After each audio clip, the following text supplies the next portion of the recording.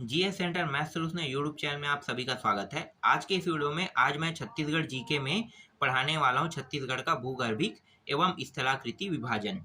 यहाँ से जब भी प्रश्न बनते हैं तो उसी टाइप के प्रश्नों को मैं बताऊंगा जिस टाइप के प्रश्न एक तो व्यापम में आते हैं और पीएससी में आते हैं। जितना मैं बताऊंगा सिर्फ उतना ही टॉपिक आपको पढ़ना है और इसमें अधिक जानकारी आपको नहीं पढ़ना है, क्योंकि बाकी अगर आप इसमें अधिक जानकारी पढ़ने की कोशिश करोगे तो वो आप लोगों के लिए फालतू होगा और आपका समय वेस्ट होगा। जहाँ से प्रश्न बनते हैं उतना ही मैं प्रश्न आपको बताऊंगा, उससे अधिक नहीं बताऊंगा। ठीक है, तो आप देखना इस वीडियो को, बहुत मजेदार क्लास रहेगा और आपको कुछ नया सीखने को यहाँ पे मिलेगा। तो चलो स्टार्ट करते हैं सेल समूह को। ये सेल समूह क्या है? सेल समूह का मतलब एक प्रकार से आप समझ सकते हैं ये सभी के सभी चट्टाने हैं। ठीक है, तो यहाँ पे सबसे पहला जो चट्टान है बना है वो है आर्कियन चट्टान है या आर्कियन सेल समूह कह सकते हैं। यहाँ से जो प्रश्न बनते हैं वो है कि इसका निर्माण कैसे हुआ है, खनिज क्या प्राप्त होता है और ये किस प्रकार के युग से प्राप्त हुआ है। तो तीन ही प्रश्न यहाँ से बनेगा। तो हम देख लेते हैं। सबसे पहले जो बना है, मैं क्रम से बताते जा रहा हूँ ना नीचे से, इसलिए यहाँ पे देखो ये सबसे नीचे है, धीरे धीरे धीरे ऊपर आएंगे। तो ऊपर में आज की भूमि के हिसाब से हम जाएंगे। इससे पहले जो चट्टान बना है वो तो नीचे में रहेगा ना। आप लोगों को पता होगा जब सड़क निर्माण होता है तो सबसे नीचे में मिट्टी डालते हैं, मिट्टी के बाद रेत डालते हैं, रेत के बाद बड़ा बोल्डर, फिर छोटा बोल्डर, फिर उसमें मुरुम डालते हैं, फिर अंतिम में हो सकता है वो डामरी करे या फिर सीसी करे। तो इस प्रकार से पूरा प्रक्रिया होता है, ये तो पता है ना सड़क निर्माण का। तो सेम वही है। तो सड़क निर्माण में सबसे नीचे में क्या डला है? मिट्टी। तो ये सबसे नीचे वाला जो मिट्टी है वो क्या है? आर्कियन सेल समूह है। आर्कियन सेल समूह का निर्माण जो है ये लावा के ठंडा होने से बना है।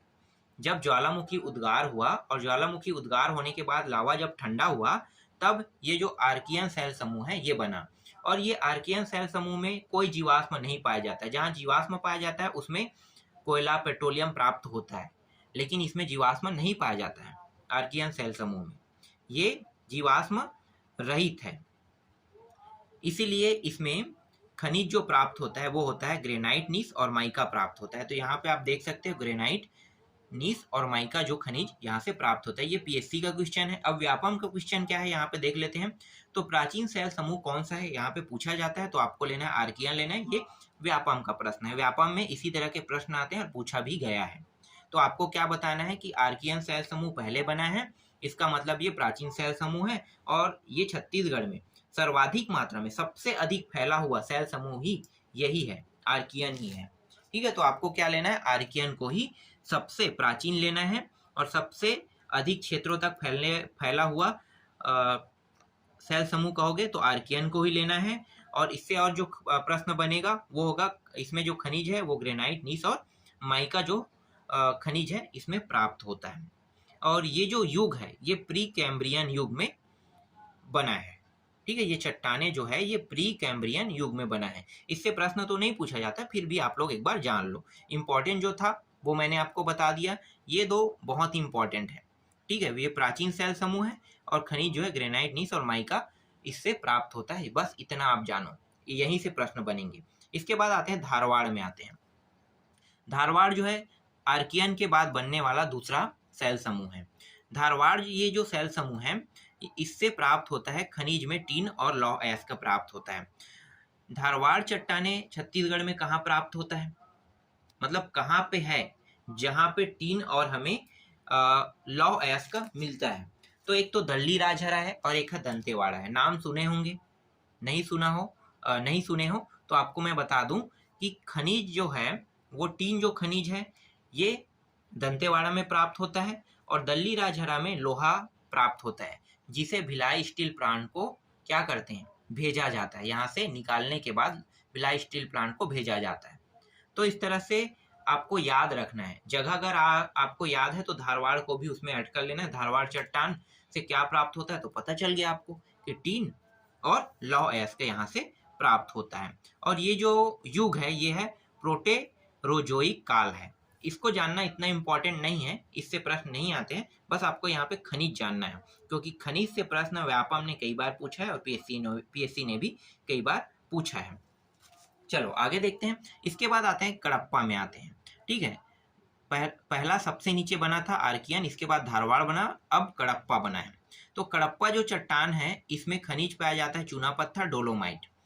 अब ये चूना पत्थर डोलोमाइट कहाँ पे पाया जाता है भाई, तो मैं आपको बताना चाहूँगा कि जो ये बलौदा बाजार है और रायपुर वाला जो एरिया है, जो बच्चे बलौदा बाजार या रायपुर के आसपास रहते हैं उन्हें पता होगा कि सीमेंट की फैक्ट्री कहाँ पे है भाई।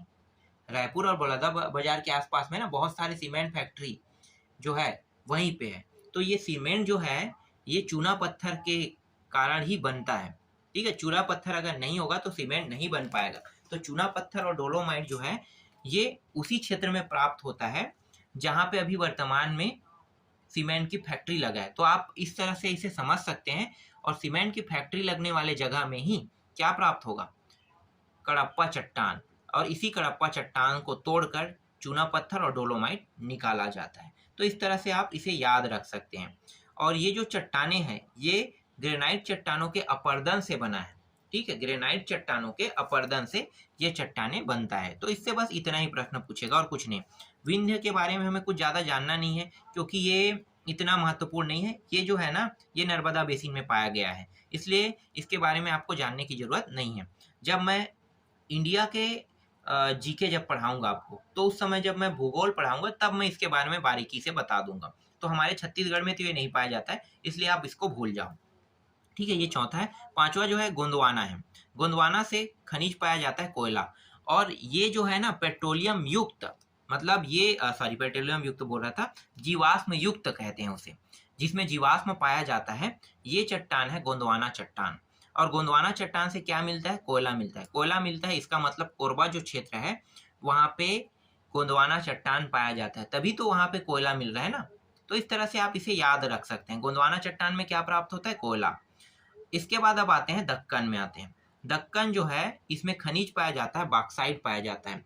ये जो है बलरामपुर जसपुर जिला जो एरिया है ना वहाँ पे बॉक्साइट की प्राप्ति होता है।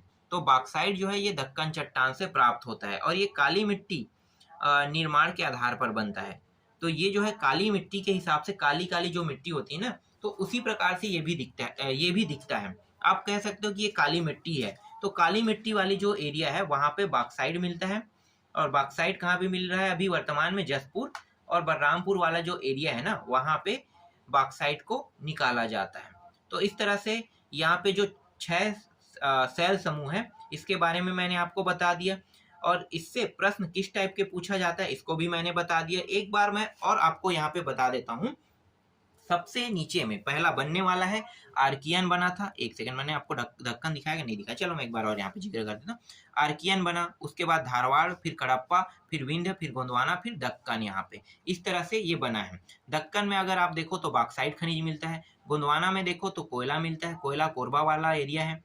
विंध्य में कुछ भी खास इंपॉर्टेंट नहीं, छत्तीसगढ़ में नहीं पाया जाता है। ये कडप्पा जो है इसमें चूना पत्थर डोलोमाइट, ये बलौदा बाजार एरिया वाले में सीमेंट फैक्ट्री वाला है। धारवाड़ टीन और लौह अयस्क का, ये दल्ली राजहरा और दंतेवाड़ा में प्राप्त होता है, ये दोनों खनिज जो है। और दल्ली राजहरा भिलाई स्टील प्लांट को लोहा निर्यात करता है। तो इस तरह से आप इसे समझ सकते हो। फिर आर्कियन में आते हैं। आर्कियन जो है प्राचीन सेल समूह है, इसमें खनिज जो है ग्रेनाइट, नीस और माइका यहाँ पे प्राप्त होता है। तो बस